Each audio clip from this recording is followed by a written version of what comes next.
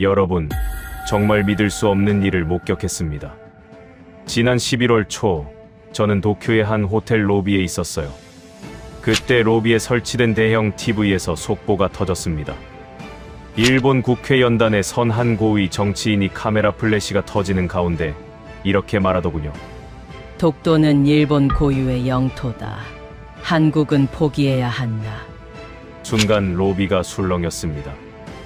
일본인들 사이에서 박수가 터져 나왔고 누군가는 환호성까지 질렀어요. 저는 그 광경을 보면서 씁쓸한 기분이 들었습니다. 이 사람들, 자기들이 지금 뭘 건드린 건지 모르는 건가? 제 옆에 서 있던 일본 기업인이 말했습니다. 늘 그랬듯 이번에도 한국이 굴복할 겁니다. 저는 고개를 저었어요. 15년간 이 지역을 연구해온 사람으로서 뭔가 이상하다는 느낌이 들었거든요. 그런데 한국은 아무 반응도 하지 않았습니다. 외교부 성명도 없었고 청와대 논평도 없었으며 긴급 기자회견도 없었어요.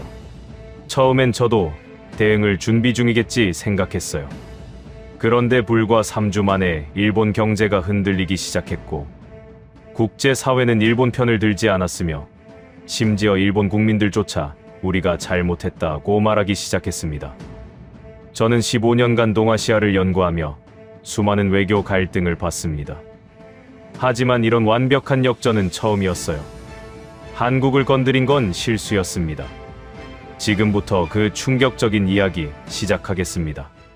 시작에 앞서 좋아요와 구독 눌러주시면 한국의 더 많은 이야기를 소개하는 데에 큰 힘이 됩니다. 안녕하십니까? 저는 국제안보 분석가 마이클 톰슨입니다.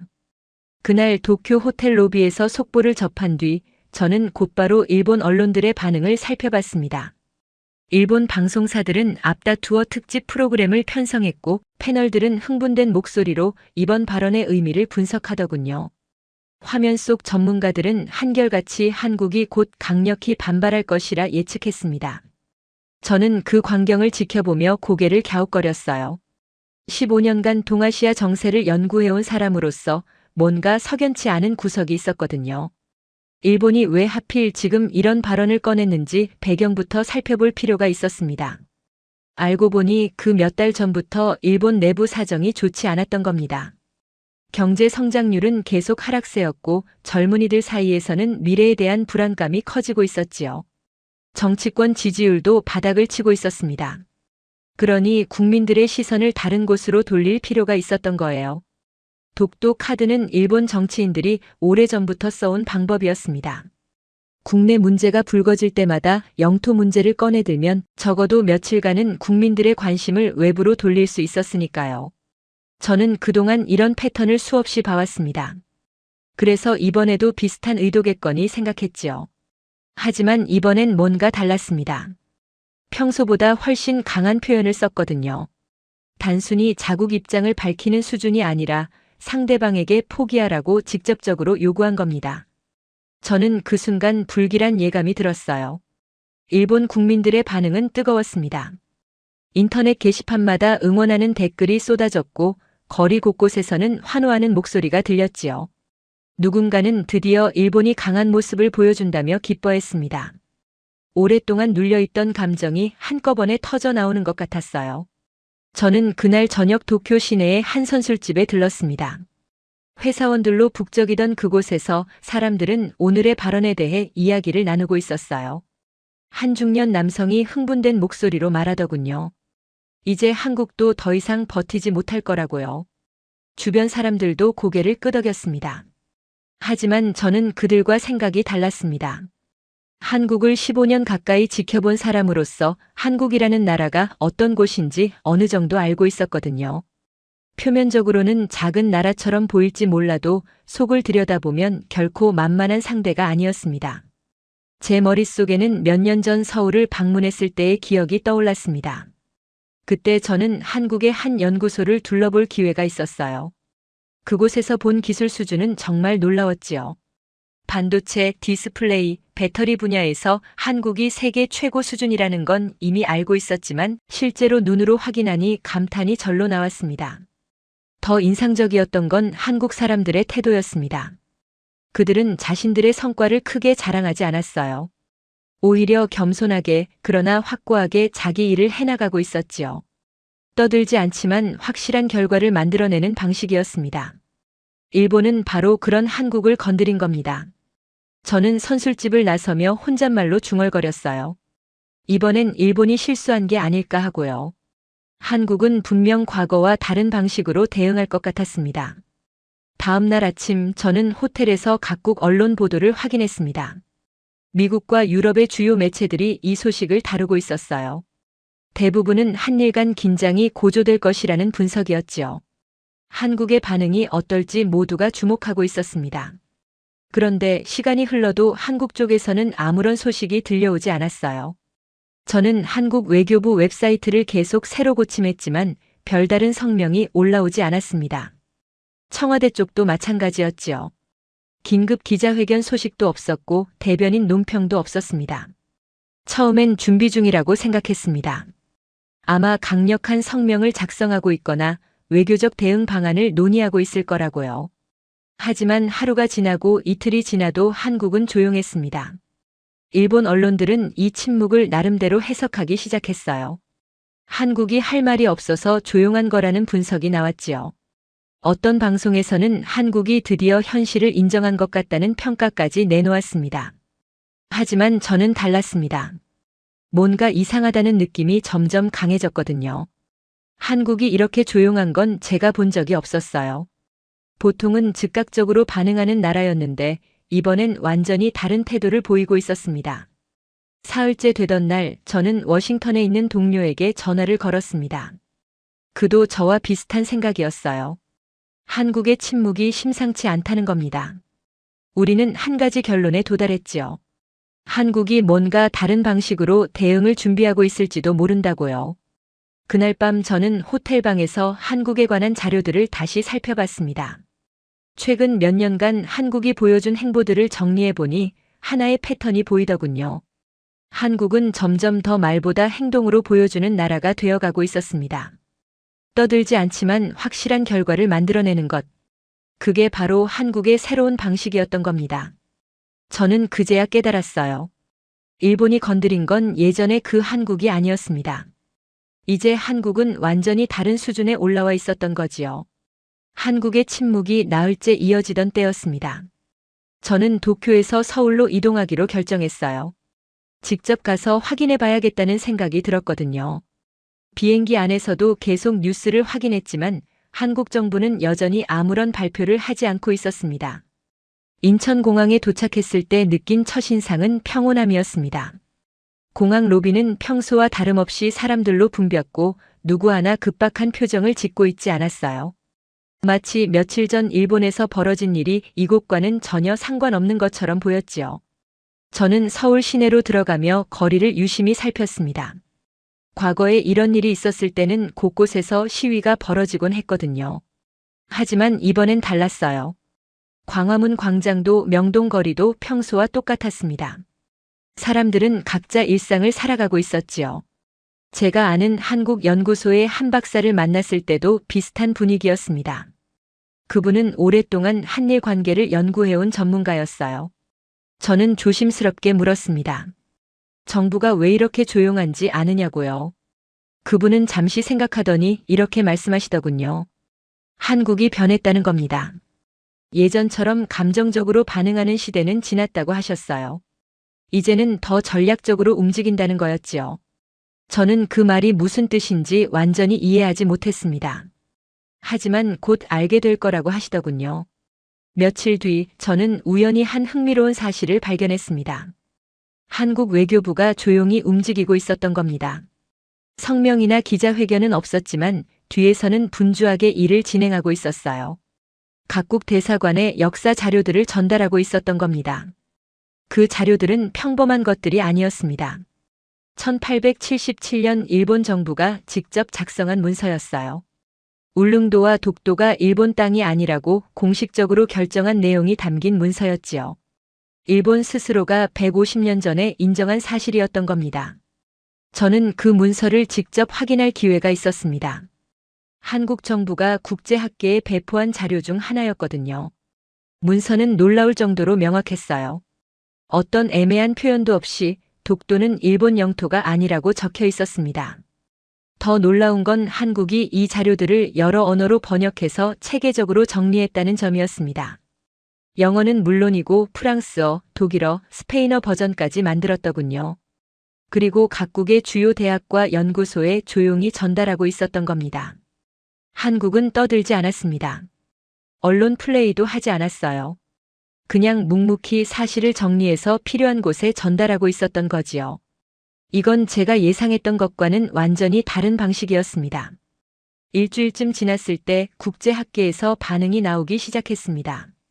미국의 한 유명 대학 역사학과 교수가 논문을 발표했어요.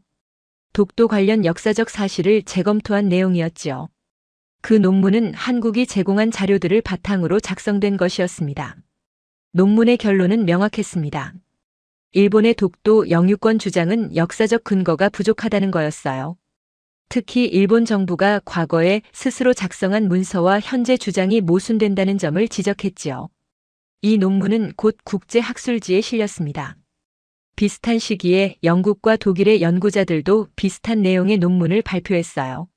모두 한국이 제공한 역사 자료를 검토한 결과였지요. 학계에서 조용히 하나의 합의가 만들어지고 있었던 겁니다. 저는 이 과정을 지켜보며 감탄했습니다. 한국은 소리치지 않았어요. 대신 증거를 제시했지요. 감정이 아니라 사실로 말하고 있었던 겁니다. 이건 훨씬 강력한 방법이었습니다. 일본 언론은 한동안 이런 움직임을 눈치채지 못했어요. 여전히 한국이 조용한 이유를 자기들 식대로 해석하고 있었지요. 하지만 국제학계의 논문들이 하나둘 발표되면서 분위기가 조금씩 달라지기 시작했습니다. 저는 그때 깨달았습니다. 한국의 침묵은 계산된 것이었어요. 떠들면서 시간을 낭비하는 대신 그 시간에 실질적인 준비를 하고 있었던 겁니다. 세계 여론을 움직이기 위한 기초 작업을 차근차근 진행하고 있었던 거지요.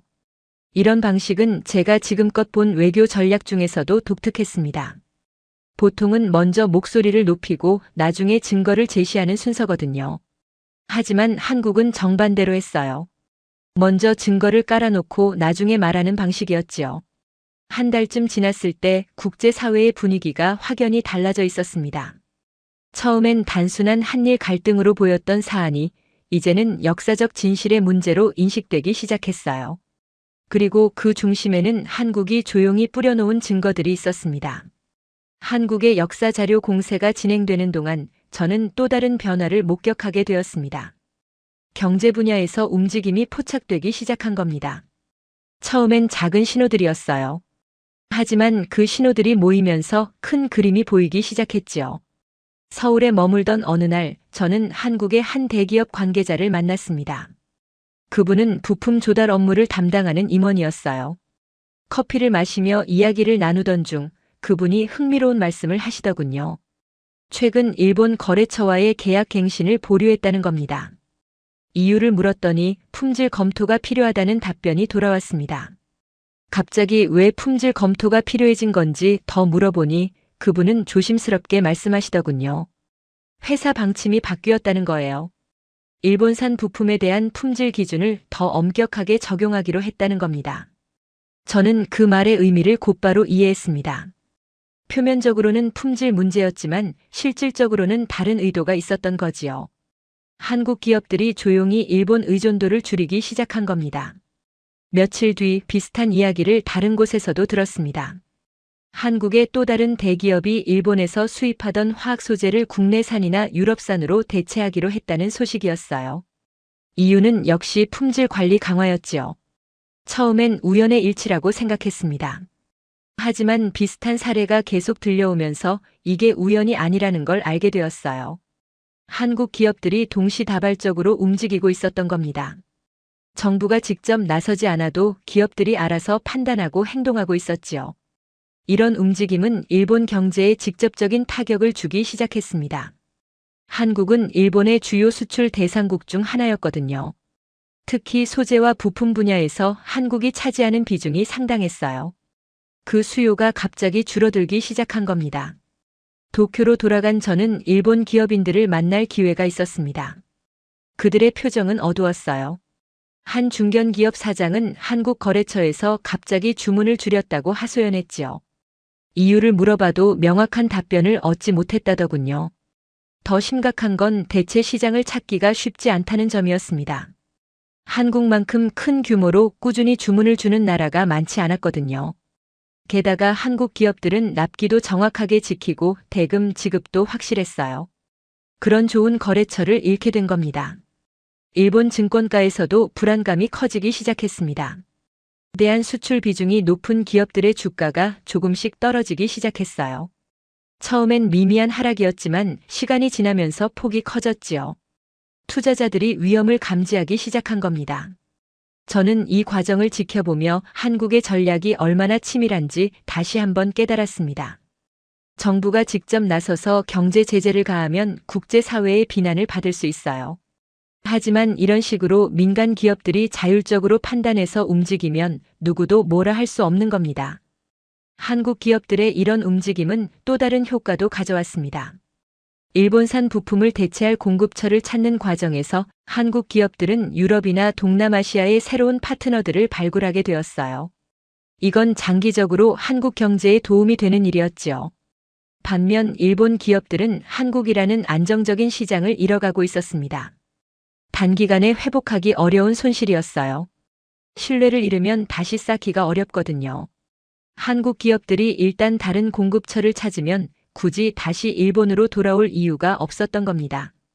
저는 도쿄의 한 경제연구소 세미나에 참석했을 때 일본 경제학자들이 이 문제를 두고 토론하는 걸 들었습니다. 그들도 상황의 심각성을 인식하고 있었어요. 하지만 뾰족한 해결책을 찾지 못하고 있었지요. 한 교수는 이렇게 말했습니다.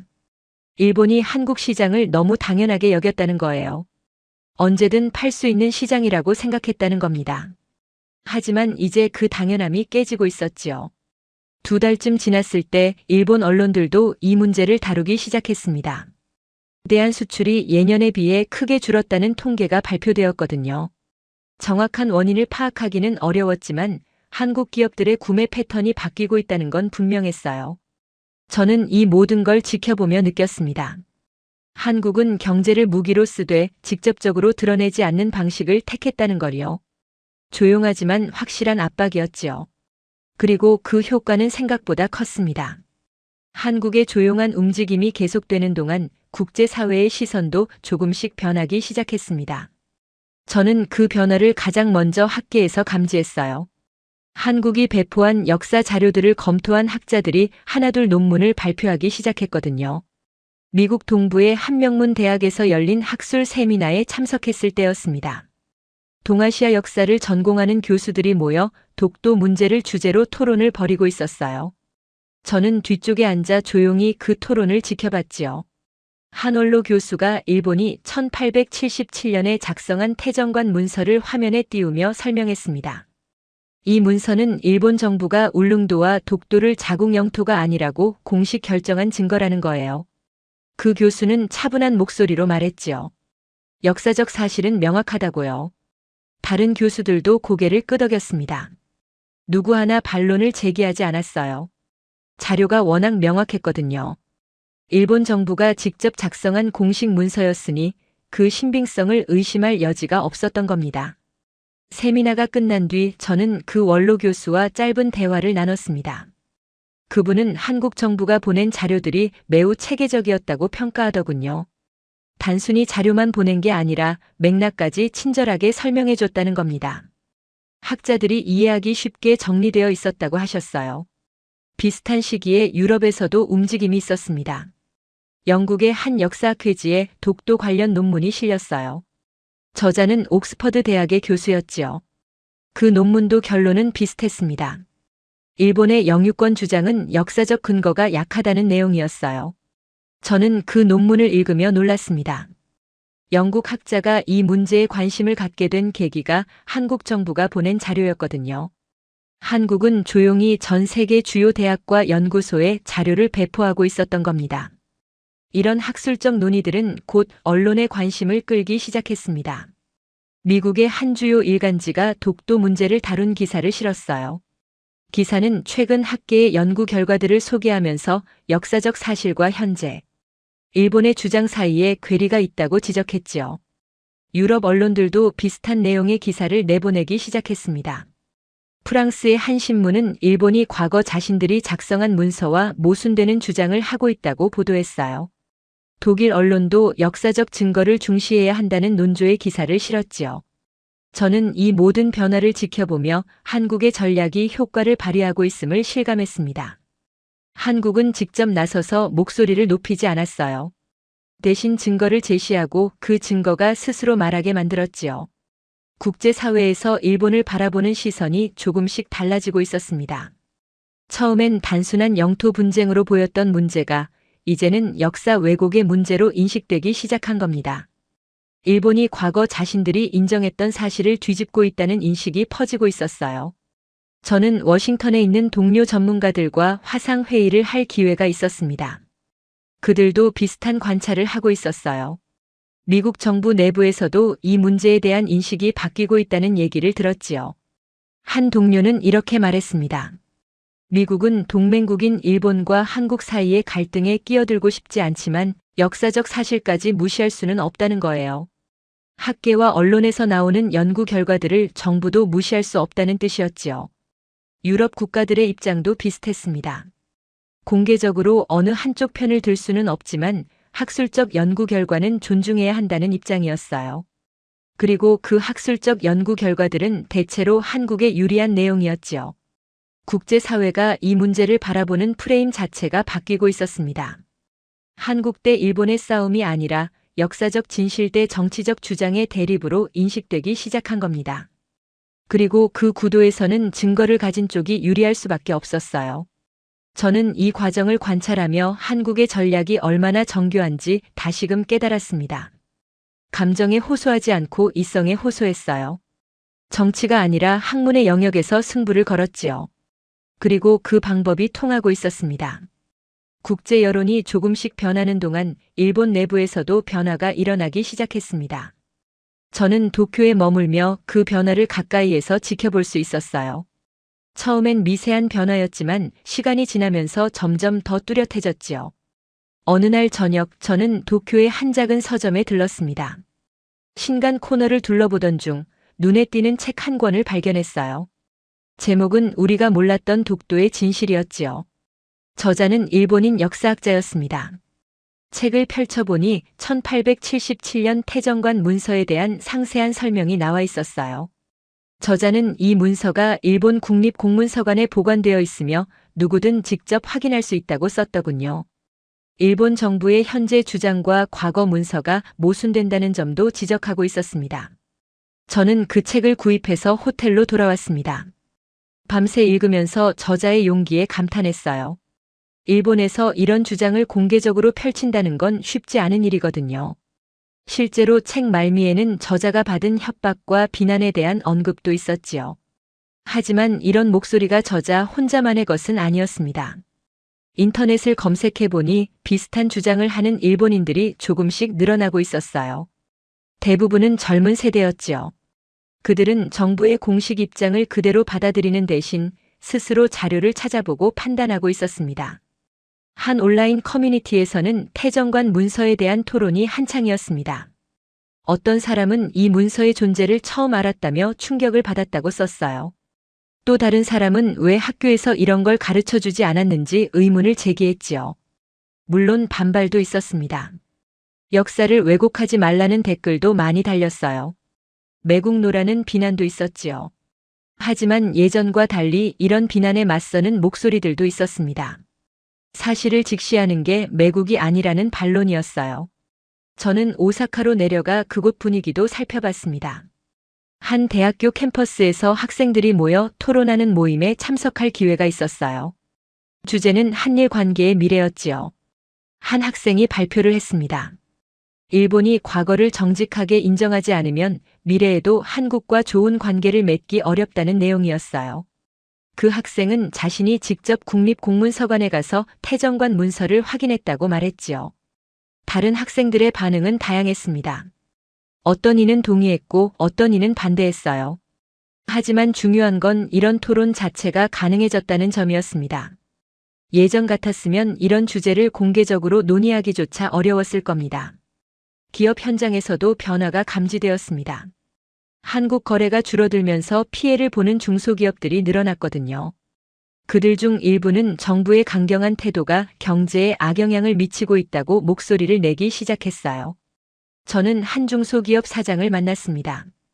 그는 30년 넘게 한국 기업과 거래해온 분이었어요. 최근 한국 쪽에서 계약을 갱신하지 않겠다는 통보를 받았다고 하더군요. 이유는 명확하지 않았지만 분위기상 정치적 문제 때문인 것 같다고 했습니다. 그분은 한숨을 쉬며 말했습니다. 정치인들이 자기들 체면 세우려고 국민 경제를 희생시킨다고요. 한국은 좋은 거래처였는데 이제 그 관계가 깨지고 있다는 거였어요. 대체 시장을 찾기도 쉽지 않다며 걱정스러워했지요. 일본 경제계 일각에서도 우려의 목소리가 나오기 시작했습니다. 한 경제단체의 회장이 조심스럽게 정부에 의견을 냈어요. 외교 문제가 경제 관계까지 영향을 미치지 않도록 관리해야 한다는 내용이었지요.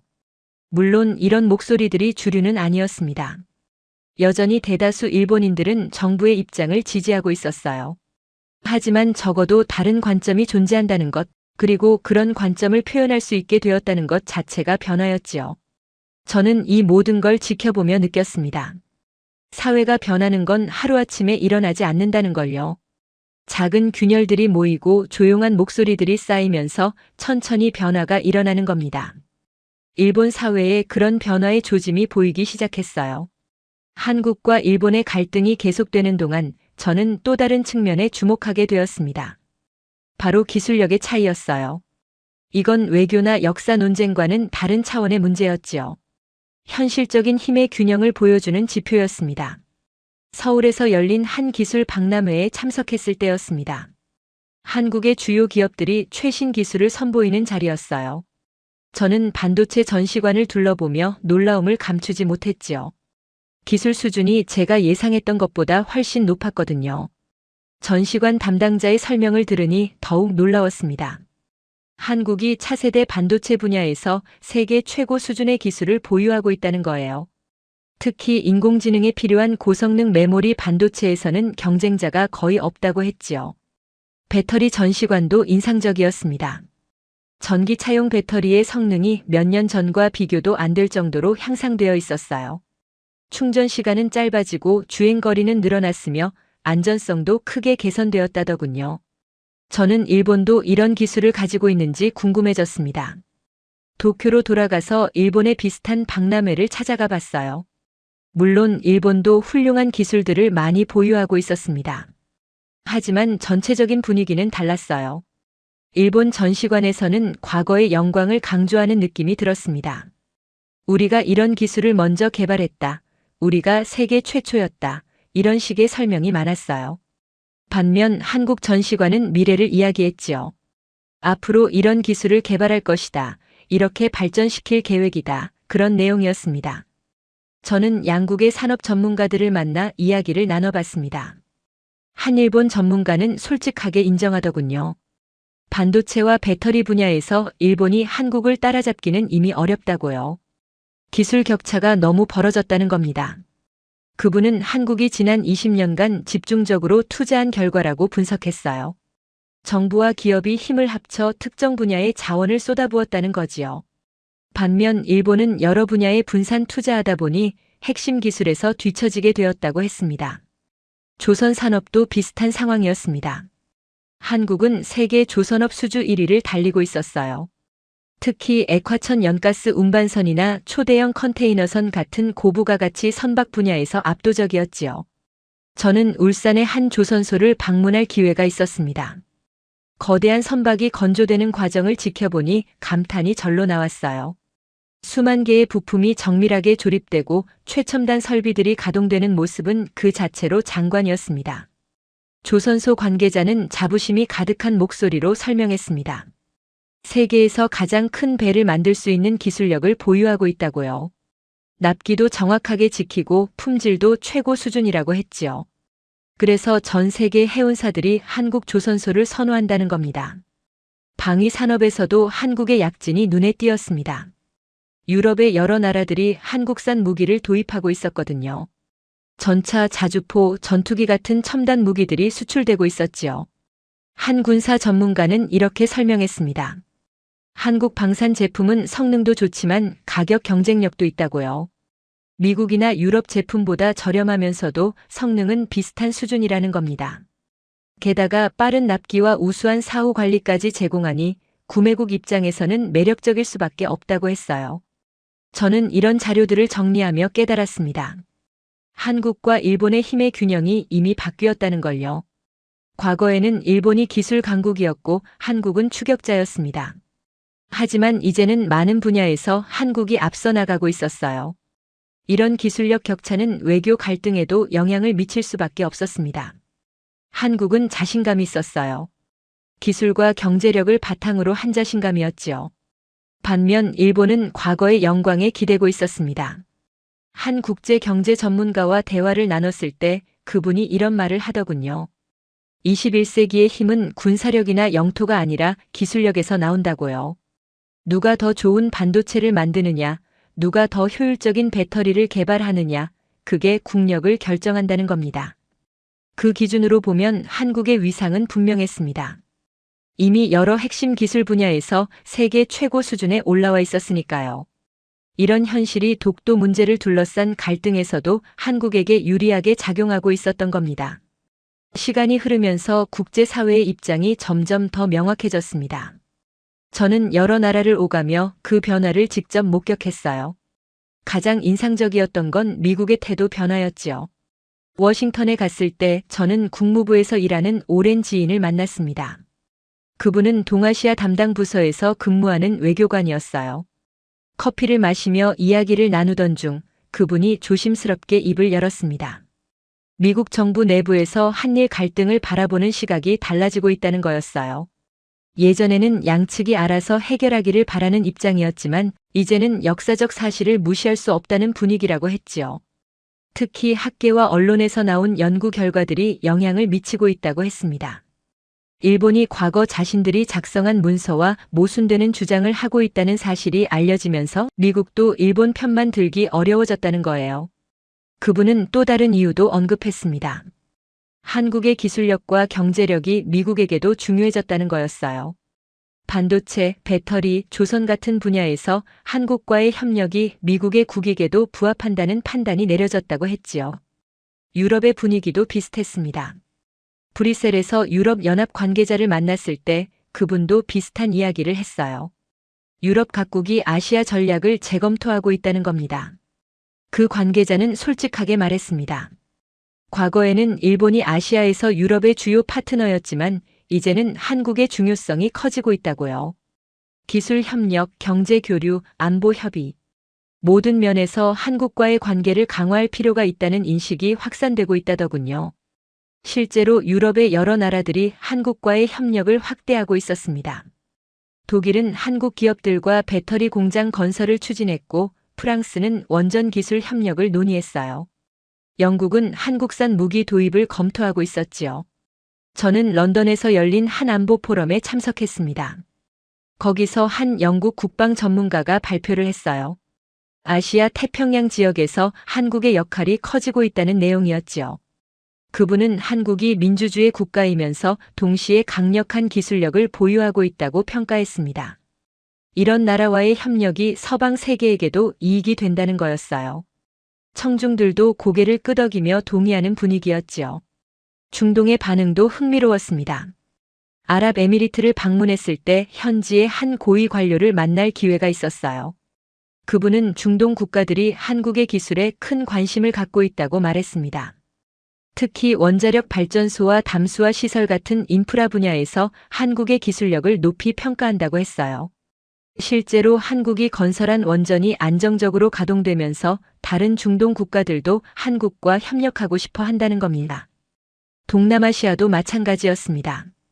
베트남, 인도네시아, 필리핀 같은 나라들이 한국을 중요한 파트너로 인식하기 시작했어요. 경제 협력은 물론이고 기술 이전과 인적 교류도 활발해졌지요. 저는 이런 변화들을 지켜보며 한 가지 패턴을 발견했습니다. 세계 각국이 한국을 선택하는 이유는 단순히 한국이 좋아서가 아니었어요. 실리적인 판단이었지요. 한국과 협력하는 게 자국에 도움이 된다고 판단했기 때문이었습니다. 반면 일본에 대한 시각은 조금씩 변하고 있었습니다. 여전히 중요한 나라이긴 했지만 과거만큼 절대적인 위상은 아니었어요. 기술력에서 한국에 뒤처지고 경제 활력도 떨어지면서 일본의 매력이 예전 같지 않았던 겁니다.